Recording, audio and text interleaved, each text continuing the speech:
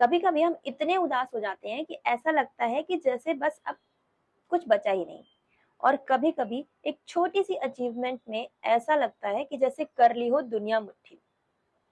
पर कभी आपने सोचा कि ऐसा क्या होता है हमारे दिमाग में जिससे हमारी फीलिंग्स पल पल में इतनी बदल जाती हैं? तो आज हम बात करेंगे उन 3 केमिकल मैसेंजर्स के बारे में जो साइलेंटली हर रोज हमारे दिमाग का मूड, स्ट्रेस और मोटिवेशन हैंडल करते हैं, जो है डोपामाइन, सेरोटोनिन और कॉर्टिसोल। तो सबसे पहले बात करते हैं डोपामाइन के बारे में। डोपामाइन का नाम तो सुना ही होगा। लोग इसे फील गुड केमिकल भी कहते हैं, पर असल में डोपामाइन जो है वो सिर्फ खुशी का सिग्नल नहीं है, ये एक्चुअल में एक्सपेक्टेशन का केमिकल है। जब भी हमें लगता है कि कुछ अच्छा मिलने वाला है, जैसे कि किसी ने आपकी तारीफ की, या फिर सोशल मीडिया के पोस्ट पर वो एक लाइक, या फिर फॉर एग्जांपल किसी एग्जाम का रिजल्ट आने वाला हो, तो इन सिचुएशंस में हमारा दिमाग डोपामाइन रिलीज करता है। यानी कि डोपामाइन तब रिलीज होता है जब हम रिवॉर्ड का इंतजार कर रहे होते हैं, मतलब कि उस रिवॉर्ड की खुशी मिलने से ठीक पहले डोपामाइन रिलीज होता है। और इसी वजह से कई बार हम एडिक्ट भी हो जाते हैं किसी चीज के, जैसे कि कोई गेम, सोशल मीडिया स्क्रोलिंग, या फिर किसी टॉक्सिक रिलेशनशिप का ड्रामा। ऐसी सिचुएशंस में डोपामाइन हमारे दिमाग को सिग्नल देता है और कहता है कि हाँ, ये चीज अच्छी लग रही है, इसको फिर से करते हैं। और हम क्या करते हैं, उस डोपामाइन के रिलीज के इंतजार में चीज को बार बार दोहराते हैं, और हमारा दिमाग बार बार हमसे यही कहता है कि हाँ हाँ, करते रहो, रिपीट करो, मजा आएगा, मजा आएगा, मजा आएगा। और उसी एक्सपेक्टेशन में, उसी खुशी, उसी रिवॉर्ड के इंतजार में हम चीजों के एडिक्ट हो जाते हैं। हमारे दिमाग के अंदर एक छोटी सी जगह होती है जिसे हम कह सकते हैं रिवॉर्ड सेंटर। जब डोपामाइन रिवॉर्ड सेंटर में पहुंचता है तो हमें मोटिवेशन फील होता है, और ये हमारे दिमाग को सिग्नल भेजता है कि हाँ, और करो, मजा आएगा। लेकिन प्रॉब्लम तब होती है जब हम छोटी छोटी चीज में डोपामाइन लेने लगते हैं, जैसे कि हर 2-2 मिनट में फोन चेक करना, यू नो रील्स स्क्रॉल करना, या फिर इंस्टेंट हैप्पीनेस जो होती है।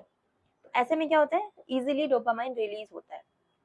अब ये जो डोपामाइन जो इजीली रिलीज हो रहा है हमारी बॉडी में, वो क्या करता है, हमारी जो हमें असल लाइफ जो है हमारी, वो बोरिंग लगने लगती है। क्योंकि असली गोल्स जो हैं, वैल्यूएबल गोल्स जो हैं, वो इतनी जल्दी रिवॉर्ड्स नहीं देते, वो स्लो रिवॉर्ड्स देते हैं। फॉर एग्जांपल, अगर आप एक्सरसाइज करते हैं, या फिर अपने किसी गोल की तरफ मेहनत करते हैं, किसी आर्ट को, हॉबी को फॉलो करते हैं, तो ये सारी चीजें आपको इंस्टेंटली रिवॉर्ड नहीं देंगी, ये स्लो रिवॉर्ड्स देंगी आपको। लेकिन आपको इंस्टेंट डोपामाइन की आदत हो जाती है, तो हमें असल जिंदगी, जो चीजें असल में हमारे लिए अच्छी हैं, वैल्यूएबल हैं, जो हमें, जिन पर हमें टाइम देना चाहिए, वो बोरिंग लगने लगती हैं, और हम उनकी तरफ मोटिवेटेड फील नहीं करते। तो इस प्रॉब्लम से बचने के लिए हमें क्या करना है, हमें ऐसे काम चुनने हैं जो हमें रियल रिवॉर्ड्स दें, ना कि इंस्टेंट और माइंडलेस रिवॉर्ड्स। जैसे कि कोई नई स्किल सीखना, अपनी किसी हॉबी को फॉलो करना, या फिर कोई अपना किसी पैशन, किसी गोल को अचीव करने की तरफ काम करना। अब ये सारी चीजें जो होती हैं वो हमें इंस्टेंट डोपामाइन नहीं देंगी। तो इसके लिए हमें क्या करना है कि हमें अपने हर छोटे छोटे अचीवमेंट्स को सेलिब्रेट करना चाहिए। फॉर एग्जांपल, अगर आप कुछ सीख रहे हैं, तो आपने एक लेवल को क्रॉस किया, अब आप नेक्स्ट लेवल पे जाएंगे, तो आप उस लेवल को सेलिब्रेट करेंगे। जब हम सेलिब्रेट करते हैं तो फिर हमें डोपामाइन रिलीज होगा, और ये डोपामाइन जो है ये रियल डोपामाइन होगा, क्योंकि ये हमें किसी रियल काम को करके मिला है। अब बात करते हैं दूसरे हार्मोन के बारे में, जो है सेरोटोनिन, यानी कि द मूड स्टेबलाइजर। सेरोटोनिन होता है कंटेंटमेंट का केमिकल। जैसे कि जब हम शांति में होते हैं, नेचर में होते हैं, या फिर किसी अपने के साथ वक्त बिता रहे होते हैं, या फिर जब किसी इम्पोर्टेंट काम को खत्म करने के बाद हमें एक सेंस ऑफ पीस फील होता है, तब सेरोटोनिन रिलीज होता है। ये केमिकल डोपामाइन से थोड़ा अलग है। डोपामाइन एक्साइटमेंट देता है, बट सेरोटोनिन देता है हमें इनर बैलेंस। सेरोटोनिन जो है वो ज्यादातर गट में बनता है, हाँ 90% तक।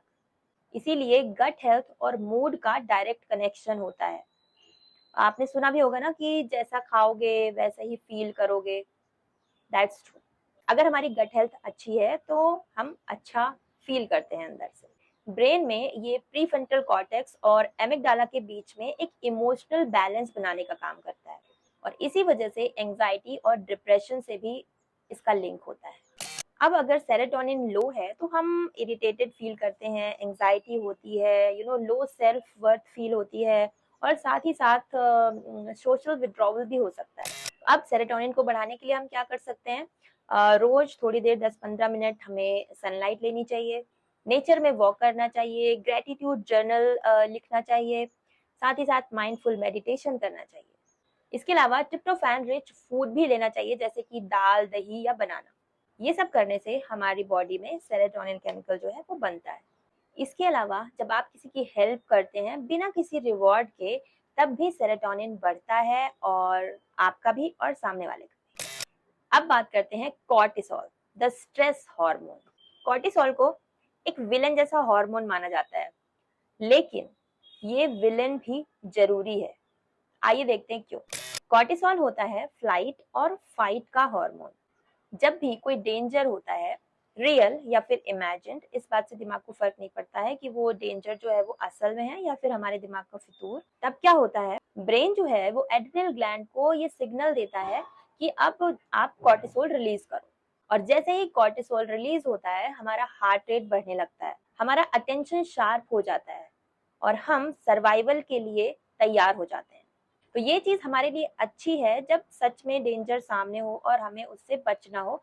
बट अगर हमारा ब्रेन जो है वो बार बार कॉर्टिसोल रिलीज करने लगता है, तब ये बन जाता है क्रॉनिक स्ट्रेस।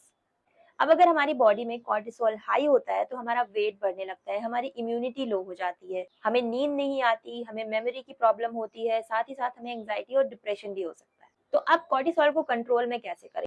कॉर्टिसोल को कंट्रोल करने का बेस्ट तरीका है yoga and meditation, deep breathing. साथ ही साथ अपने आसपास के लोगों के साथ हेल्दी बाउंड्रीज सेट करें, ताकि वो बार बार आपको पोक करके आपके बॉडी में कॉर्टिसोल का लेवल ना बढ़ाएं। और इसके अलावा अपना स्लीप शेड्यूल जो है उसको फिक्स करें, और सोशल मीडिया से थोड़ा दूर ही रहें। सोशल मीडिया से जब आप दूरी बनाएंगे तो कॉर्टिसोल जो है वो कम होने के साथ साथ आपका डोपामाइन जो है वो भी बैलेंस में रहे। तो अब बात करते हैं कि कैसे ये तीनों केमिकल साथ में काम करते हैं। वैसे तो ये तीनों केमिकल्स जो हैं वो अलग अलग काम करते हैं, मतलब इनकी प्रॉपर्टीज अलग अलग होती हैं, पर ये तीनों हमारी बॉडी में साथ में मिलकर एक ऑर्केस्ट्रा की तरह काम करते हैं।